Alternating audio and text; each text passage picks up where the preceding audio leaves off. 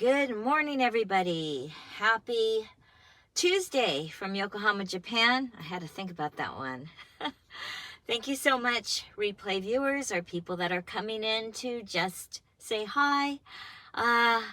It's been a while since I've been able to actually come on. I only have a few minutes before I head into the battle zone, otherwise known as work right now.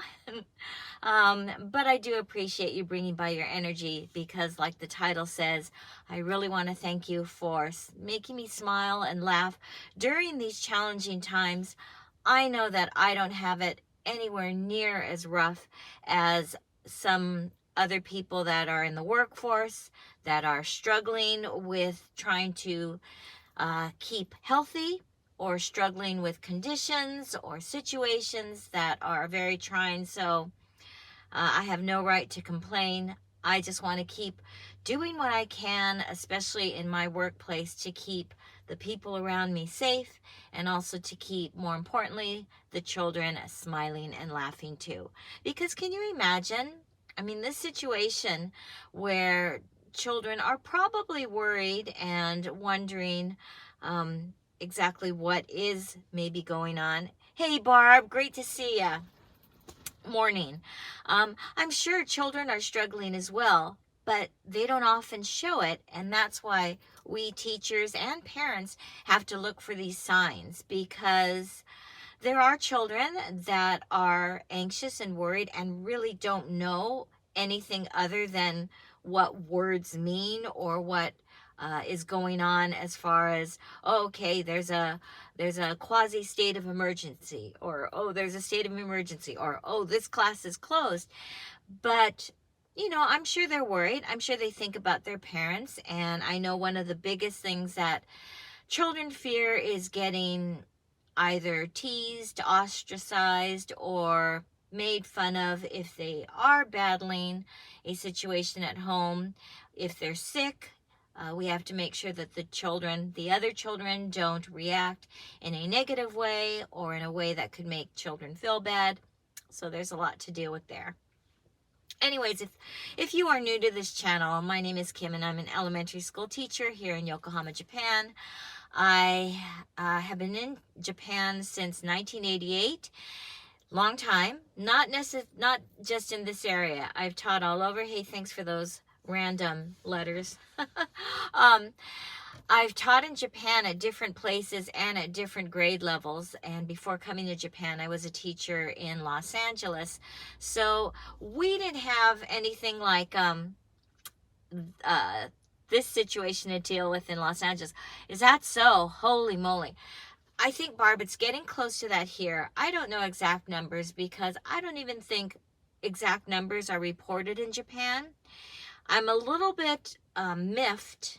Is that the right word, miffed, at some of the decisions that are being made? But I'm sure these decisions have been made in other parts of the world, and maybe some of you, wherever you are, question what is being done in your country or your city to make situations better. Right now, my school is still in session. It is totally in person. It is not online like many schools are transferring to. And if you guys, whoops, there's that sunlight thing. If you guys see smoke coming from my mouth, I'm not smoking. It's so cold. The sun is on here. I wonder if I should change to the other side.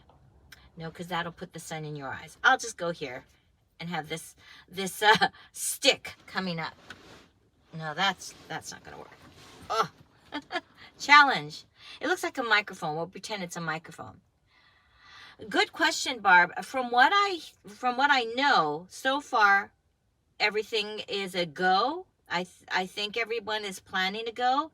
However, I'm not sure exactly whether or not many are going to be able to go, because right now the numbers in Japan are quite high. As I said, we only know what is being reported. As of last week, I believe in the country we had over 50,000 cases per day, and in Tokyo, what was it? It was 11,000, I think, was the high, but it keeps rising. And as you all know, one of the biggest concerns is what the impact is on the medical institutions and the stress it puts on the hospitals. And especially right now, because so many of the cases now are under 30. I mean, if you think about this, when everything started, right, it was the elderly people that everybody was saying, you know, were biggest at risk, and saying, well, we still are. We still are. But that was where the majority of case numbers were going. But now the majority of case numbers are young people, not life-threatening at the moment for, you know, but it does have an impact on what it does to the hospitals, what it does to the medical systems. And that's why most of the governors are waiting till it reaches a certain percentage before they declare or ask for states of emergency. I don't know the latest, because the numbers keep rising as far as how many prefectures are in this quasi state of emergency. 50. Wow. Okay. We're not, I don't think, at that level yet, but it very well could be, because if I recall on the news, there's a lot of regret that the boosters didn't roll out earlier for the elderly or for people over 65. And my mom, I think, is due for her booster in February. But once again, it's that same system where you have to wait for your voucher or this ticket, and then you can make your appointment. We're not quite sure how that works. I was vaccinated through my workplace, and they gave us a questionnaire to see whether or not we would be interested in getting the, hey, Ernie, good to see you. Thanks for stopping by. Just kind of checking my time and gaining my sanity before going into work today. And so, it always helps to see you, puts a smile to my face. Yeah, so we don't know when we're going to get our boosters, but the university that handled our vaccinations the first time sent us out a questionnaire saying, would we be interested in going to the university to get our booster shot? And actually, I said no, I'd rather go in the neighborhood. Yeah, great to see you. How are things back in the hometown? So yeah, so now with more children or more teenagers getting infected, good, kind of like our weather here. It's pretty nice and it's sunny and it's cold. Reason I drove today is, you guys know I have a little birthday boy, and so I want to get home ASAP and celebrate my little birthday boy's 15-year-old birthday in people age. We'll put more on that later. Hopefully I can get more footage. I have so much footage that I have to edit. I just haven't had time, and I know that's an excuse. Oh, okay. Yeah, I'm just reading a comment from somebody. I have so much footage, but it's just, as soon as I get ready to do it, I've got stuff that I have to deal with, like getting lessons ready to go online. And that was what happened yesterday. Yesterday, we had a first grade class close, and the teacher asked if we could go online for all 36 kids, which was fine. We were ready to do it. But there's a lot of teachers that aren't. Oh, Barb. Oh, I know you'll take photos, but oh, I'm so happy for you. It's like for parenthood, right? You get as excited as people are about motherhood or fatherhood. So congratulations, and looking forward to your new fur baby. Yeah, so we went online yesterday. Thank goodness I had everything in order. Went online with a bunch of first graders. They were adorable, and we got the lesson off without a hitch, and everybody was happy, because a lot of teachers aren't able to handle that request. I was kind of panicking, to be honest, right? I was kind of panicking, to be honest, but my partner teacher is the best tech person at the school. And when you work with the best tech person, it really helps your confidence level and the way classes go. I know. Barb, it's just, I'm so blessed to have had Sinbad, for the past 15 years, because he has been my, my rock of Gibraltar during this time. And he's still, he's been battling his medical conditions and, yeah, staying feisty as ever. So, yeah, so blessed that he is still with me. And, at the rate we're going, he may outlast me. Who knows? And mom is doing well too. My mother is 89 years old and still going strong. And we do lead a very quiet and, responsible life. I think if I were by myself, I don't know whether I would have been as responsible as I have been for the past several years. So I'm very grateful for that. Sometimes, guys, when you're young, you really think, hey, no sweat, I can handle this. I can do anything, because I was one, and I still am kind of one, to live in the moment. But as you get older, you start to realize how precious time is and how important your health is, and how sometimes taking those little risks and chances in the grand scheme of things probably wasn't the best idea, but you learn from them and hopefully make better choices as you get older. I don't know. I'm still trying to navigate life and try and figure out ways to do things. And sometimes the easy way is not always the best way to do things. Speaking from experience, sometimes you got to take those challenges, like what I'm doing now. I think teachers right now, it's so easy to be comfortable in your own teaching style or teaching patterns or the way you do things. And, right, it becomes a very comfortable and nice job to go through and to continue in. But when you think about how important teachers' jobs are as far as the welfare of the students that you come in contact with, how to keep them mentally, physically, emotionally, calm? Is that the right word? Balanced, and how to deal with things or obstacles or hurdles or disappointments. It's tough. I mean, it's hard enough sometimes when you are dealing with a friend that is going through a difficult time. Times that by 36 or however many kids you teach. In my case, like over 300 kids. And it's rough. And maybe that's why, for me, it's really important to be smiling and laughing. And then when I speak with my students in ways that they can understand and not be so afraid or frightened or angry or whatever it is that they're feeling. It's challenging, but it's what I do and what I love doing. So I'll continue to do it for as long as I can. I walk into the workplace, and whatever struggles or things that I'm feeling, I pretty much leave that at the doorstep, and all of a sudden my attention turns elsewhere. And right now, especially with the different situations and not knowing what class is going to pop up and close, or how many teachers or students will be absent during the day, you never know. And it's really hard, because I have heard there are some students that are staying at home just because they are not comfortable coming to school right now. And I think that option should be given to, more students.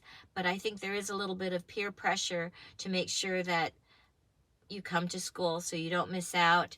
And kids are like that, right? You don't want to miss out on something that your friends are doing, or you don't want to miss out on an event or a project that is taking place. Oh yeah, jack of all trades for sure. But I think, I know parents are that way all the time, and I'm not a parent, but I know you parents or people that have kids go through that all the time. Everybody has their different set of challenges. I'm sure it's rough for teenagers.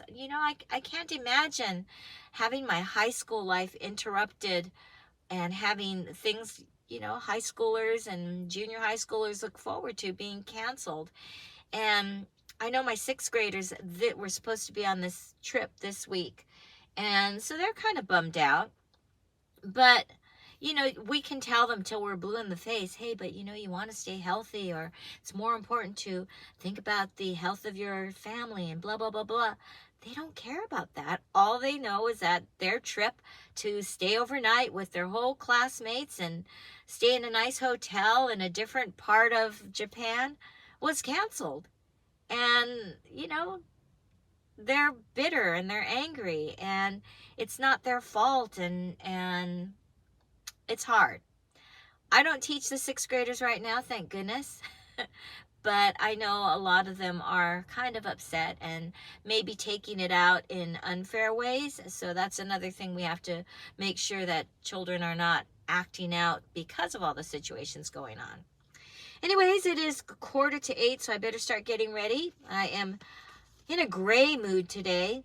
So I have my gray mask. I sprayed it with this spray. So that's why, you guys, I'm not weird smelling my mask like, oh, it's just, it has a nice minty, fresh scent so that I can put it on and keep it on all day.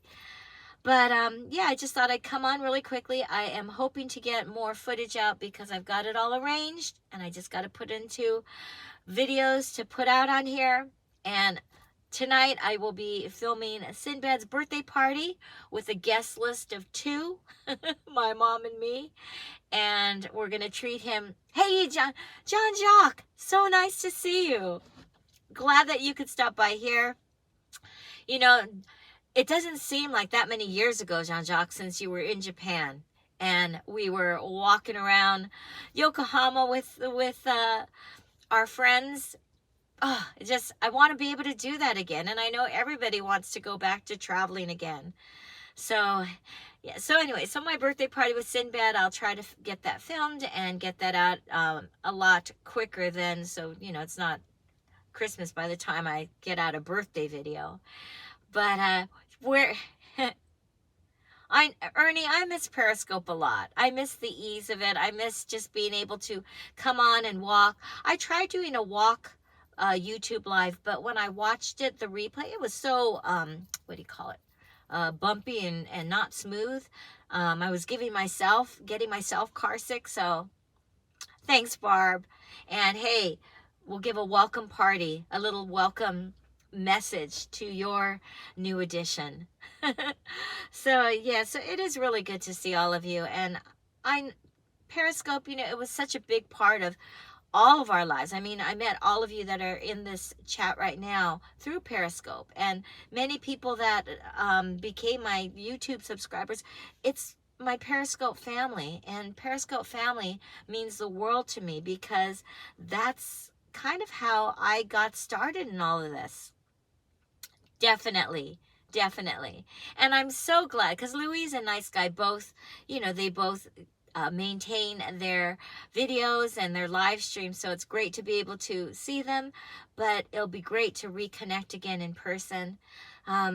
Yeah, so I know there's many of us mourning the loss of Periscope and trying to find new places to go or new places. I've been really happy here, so I think I'm going to stay here.